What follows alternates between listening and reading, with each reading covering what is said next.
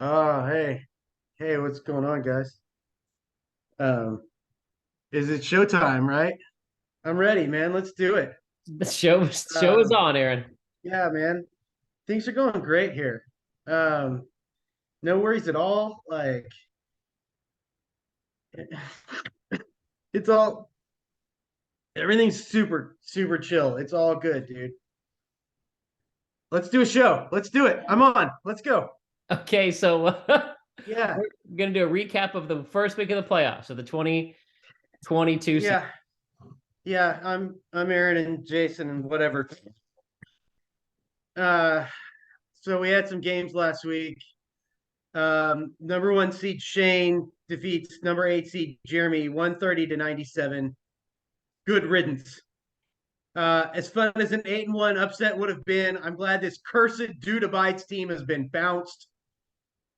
Sayonara. See you later. Uh, Shane having this dominant team with zero trades, only a tiny handful of free agent bucks. He spent $10 all season. It defies all logic and reason. If he goes on to win this, it has to be considered like the greatest keeper drafted team in league history. Like just getting it all done with the pieces he started with. And it's stupid. It shouldn't work. But With a pretty good bench this week too. It's not like I mean, it is going to be going down as a legendary season for sure. I thought that he'd be on the ropes with Kittle getting 21 points on Thursday night, but yeah, not a looked like it. worry in the world for number one seed Shane. Stupid. Uh, Number five seed Ghosts defeat number four seed Cobras 107-89. To quote the movie the previous loser's name is from, sometimes you eat the bear, sometimes the bear eats you. Well, I got eaten by that damn bear this week. We're disappointed. Um, I thought these guys were a year away at the beginning of the year, so I guess I was right. Maybe that hasn't changed. There's some young guys we're excited about. Congratulations, Josh. Go forth and prosper. I'm Derek done. I'm out. What Derrick do you got? Henry looks good. We talked about perhaps Derrick Henry being the anti Adrian Peterson. We'll see if that makes its way as Yeah, we'll preview 22. next Whew. week. But then, man, I think everyone felt for you when Jonathan Taylor went down in the first series, uh, and they went on to lead 33-0 before Josh's quarterback scored 66 points on the bench. Um, Right. and What a mess.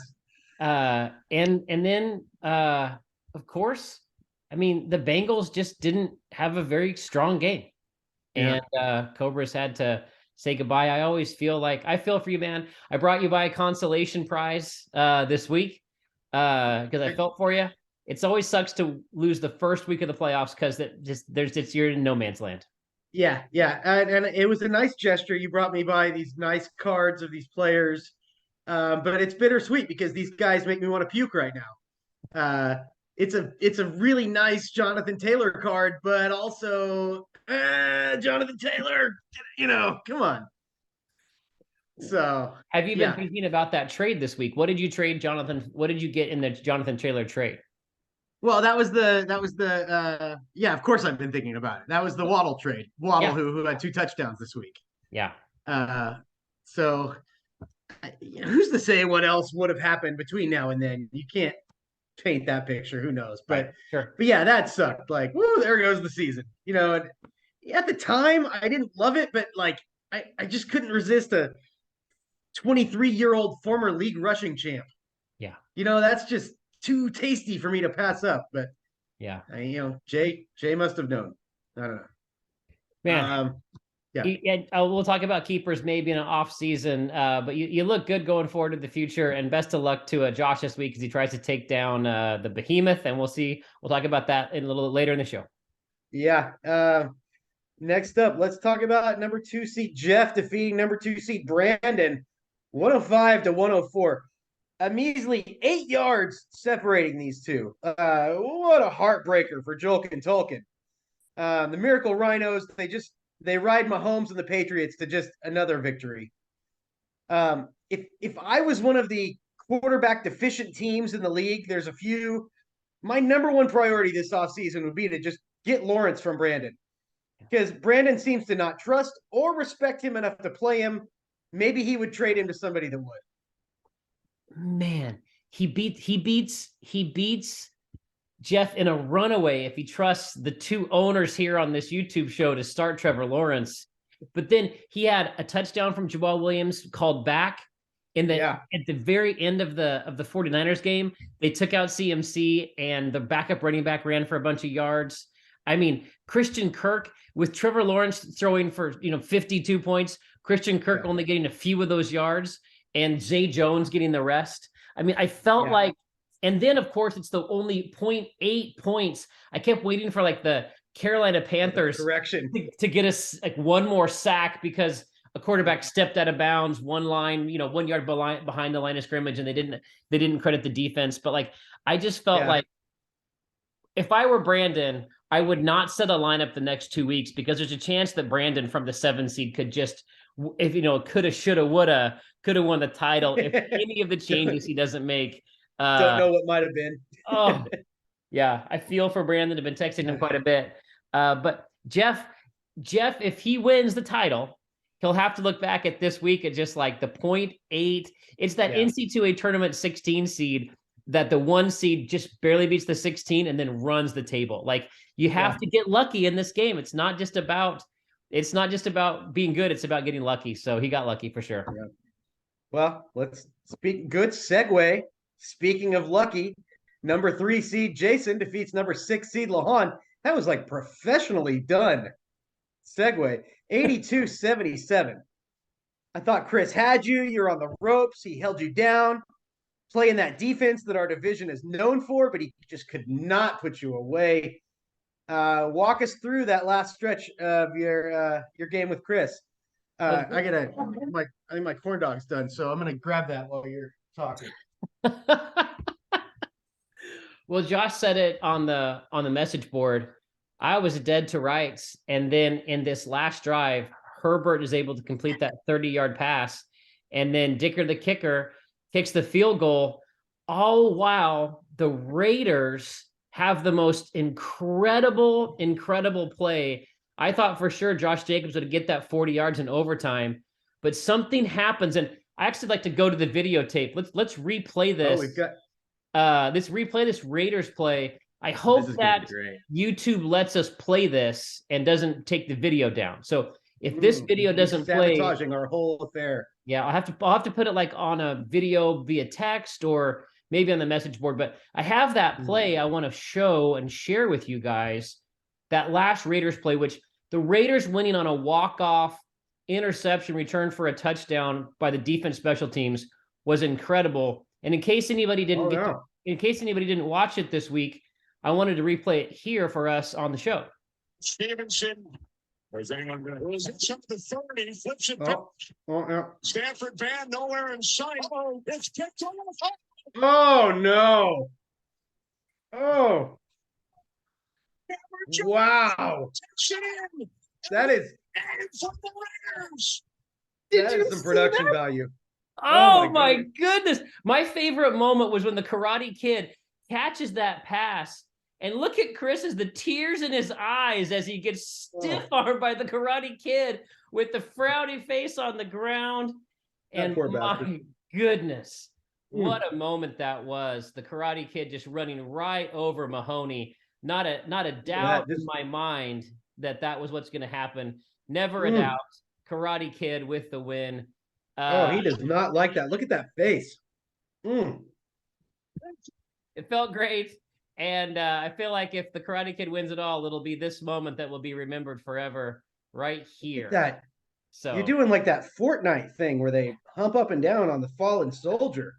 But I got to applaud you for the production value. This is next league stuff. Gonna take a screenshot of this right here just for fun in case this doesn't actually able to play on the show. But it felt great. It felt great to win. Can't wait for the matchup versus Jeff this week. And felt like you get to the semifinals, anything could happen. So looking forward to next week. I told Chris and Josh when that game was still in doubt that if they both won, they had to do the show this week, but didn't turn out. You didn't hold up your end of the bargain and lose. Yeah, it was a good idea. Yeah. I got a couple other games we can talk about. We got the other bracket. Okay. Hellhounds knock off the dastardly devious Rompers 90-65. Like, what do you think of Chad's lineup antics here? What's your opinion? Like, on one hand, part of me, the part of me that loves chaos and the unexpected is just delighted by Chad's scheme. On the other hand, this is a grade A dick move. Like, I'd be pissed if I was Jay. And I feel like, moving forward, nobody could ever trust Chad with a first round trade pick again, because he's just ready to just turn around and do you in the behind. So I don't know. What do you think? I mean, it's fun. It's funny because it's not happening to me, but I mean, kind of a dick move.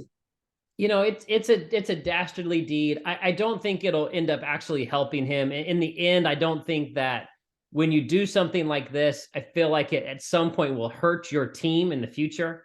And so even though he gets a quicker second round pick out of the deal, I just don't know if long term, even if you try to get those picks back, I think you always want what's best for your team. You can't really predict the future. I'll just be really interested to see. I don't think it's going to work out for him for the good. We know this. The one time we had someone, just like not. How do you say this? How do you say when they? What you're talking about? When you throw a game like this, yeah. when you lose on purpose. The only other time that's ever happened, we all know that it happened to you, and it led to you not winning the title. This could be a curse on Chad's team for quite some time. I know he hasn't won a title in 26 years. So perhaps if he does win a title in the next couple of years, maybe some sort of curse is broken. It's a double negative. Maybe this. I mean, we'll know. I guess we'll know next year. But that would be a terrific story. If the curse is broken now, the curse is broken. Or if in 26 more years, when 50 in 26 more years, when I don't know how old we're going to be. Maybe he'll win a title after his 53rd season. Maybe this will just completely put him down. And it could just be a coincidence that his first championship ends when he finally just cuts loose a Brady. It would just happen to be the same season after. Yeah. Other game we had Pharisees defeat the Vipers 101-75. Did not see this coming. No. Pharisees have won 4 of their last 6. He just needed some extra time to get going. I mean, one of those 4 wins was the same week that he scored 56 points, but it's still 4 wins. This is a really rough loss for Jay. He had the number 1 pick, just ready for the taking, and once again, just everybody but Hurts lets him down. And now Hurts is hurt. I don't know. Rough seas. Rough for sure. Jay gets picks 3 and 4 next year. And because he plays Chad in the the bowl we're going to talk about here in a second, I think that's how that goes. Don't the 3rd and 4th. Yeah. So I think that's how that goes. I thought for sure Jay would have picks 1 and 2. He instead have picks 3 and 4. It just seems like it was the ultimate LA Rams story this year for Jay, with the Super Bowl champion just having the worst season you could imagine. And we'll have to see what happens in the future for Jay. So ready to look forward? Looking ahead? Mm-hmm. Round 2, number 1 seed Shane versus number 5 Josh. Shane only lost 2 games all season. The first was to you, the Karate Kids. And then in week 11, the Galloping Ghosts dealt the Russell Sweat Sox a 95-70 whipping. Now, the Sweat Sox do average 10 more points per game than the Ghosts. So there's precedence, there's precedence for both teams to have some confidence heading into this one. Shane can believe he's got the superior team, but Josh knows he can beat him. Yeah. He can cut him. You see, he's not a machine. He's a man. Maybe, can he take down Drago? We'll see. I think it all comes down to Coach Weiss. I'm confident there is some combination of players, quarterbacks, running backs, wide receivers, tight ends. He's got these legit options at each position. If he solves it, he's going to advance.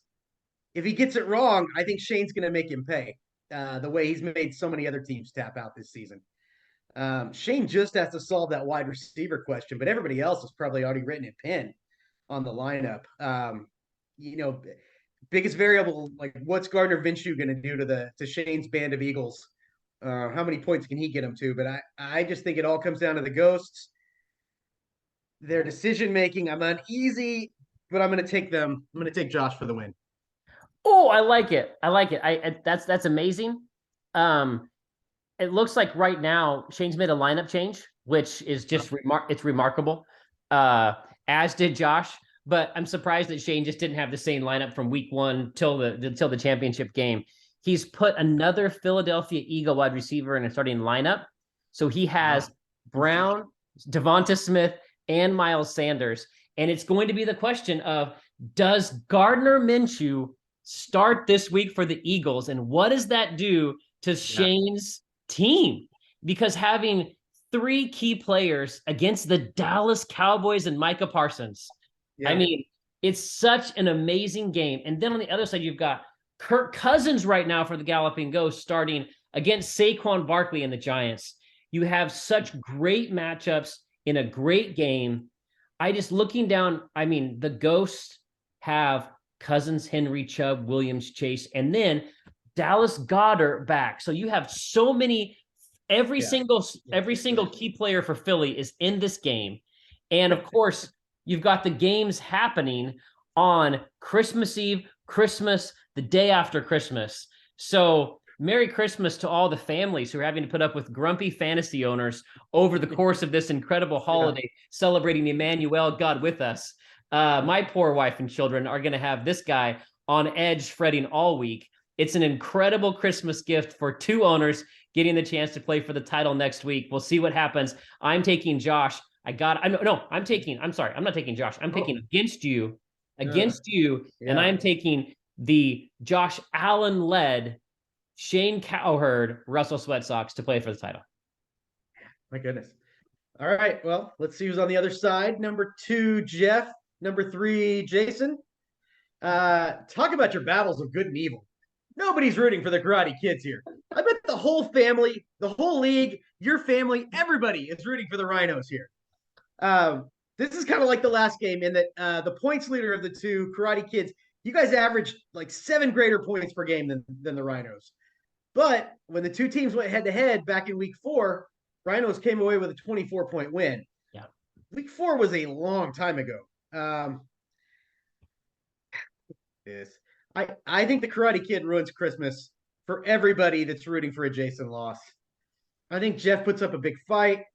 I think his wide receiver number 2 is going to let him down, and it's going to cost him the game. Like, DeAndre Hopkins isn't as good anymore now that he's not allowed to use steroids, but he's still going to give you that edge at wide receiver 2. And the biggest issue, I mean, the elephant in the room, the Kelsey in the room, Travis Kelsey, not only does he give you this huge advantage over everybody in the league, more than any other player, but he's especially deadly to Jeff, just as he negates all those big Mahomes plays. I don't know. I'm going to choose you, but I think you have some interesting choices at running back. What are you going to do? What are you thinking? Well, I wish I could make a trade because I have legit 5 or 6 running backs I could start this week, and it's just flipping a coin to know who to start. And my wide receiver too, I like Hopkins, but if he's playing with Shane McSorley on Monday the 26th, how many points am I going to need from D-Hop with a 3rd string quarterback against Tampa? It does heighten the potential drama, though, to have that last game Monday player in the Arizona Cardinals. Not if Carlton Davis is covering him. I want him covering Hollywood. Yeah, he will shut you down. I'm nervous. I mean, it's made me think about Juju. It's made me thinking about picking up a waiver wire running wide receiver for week 2 of the playoffs. I mean, I'm terrified of all the running backs. I think that I've got to go with Ken Walker because I just think that game, the Seattle KC game on noon on Christmas, is just going to be the game of the year for me. With everything going on. And I don't see how I can not start McKinnon after having 5 touchdowns the last 2 weeks, including those little pitch passes from Mahomes, kind of negating those big scores. Yeah. But I don't know. Aaron Jones is interesting on Christmas night. And then I'm worried about if I bench Pollard, is he going to have a couple of home runs? Yeah. I don't know. I feel like I don't know what to do. Right now going into the league with AJ Dillon being cleared to play in Miami with his concussion, clearing the concussion protocols, having him have a shared backfield, and Pollard having a shared backfield. I feel like even though the shared backfield with Kansas City is Pacheco and McKinnon is just he's playing amazing. So I think it's going to be McKinnon and Walker to try to beat Jeff. And I'm going to pick myself to win because I've been doing it all year, and I hope that I ruin everybody's Christmas. Oh, all right, let's talk about the rest. It's here, folks. The John Bowl, Pharisees versus Hellhounds. The game to determine true ownership of the name True John throughout the offseason. Will we have a new True John in Mendenhall, or will the Pharisees retain True John all the way through the draft? I don't know. As you recall, back in week 10, the Pharisees won the nail biter over the Hellhounds 90-88. Pharisees are on a 2-win streak. Hellhounds win last week, ended a 5-game losing streak. Whoever comes out ahead here should feel kind of good about their season, though. Got some positive momentum, a winning streak. I guess Mendenhall here. I think he's got the better team if he plays his people. I think he gets to be True John. False John might not even know there's a game.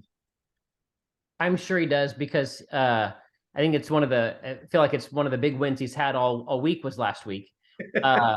And I think he wants to be True John, although he has no idea that this show even exists. So he doesn't know he's True John. And if I remember right, I believe, don't you own the number 1 pick from John Mendenhall?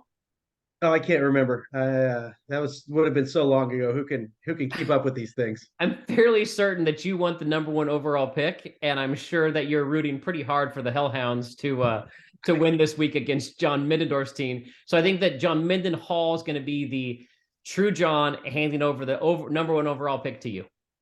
That's what I'm going to pick. I just want a good game where nobody gets hurt. Hey, I think that we do need to pick a winner of the 3-4 game, even though Chris doesn't have that up. But aren't they playing this week for a? They'll play for draft order. The 2 teams split the season series. Jay got the most recent win back in week 13. But I mean, how do you even pick this game? One team isn't trying, and the other team has one great player, and they're out. So give me Jay, but what do you do? I'm going to take a not trying Chad to beat a trying Jay for this game because I actually thought that I almost lost to Chad last week in the first week of the playoffs, trying my hardest. He was trying to lose and I barely beat him. So I'm going to pick Chad. Chad's so good without Tom Brady that he can win almost when he's not trying. So I'm going to pick Chad this week. Hand tied behind his back even. Yeah. Oh man, that's it. That's the show. Hey, thanks for being such a great sport and recording. I probably wouldn't have had the courage to come if it wouldn't have been for that last second play there. And worst of luck to the rest of the league, but best of luck to you. Bye, everybody. See you guys.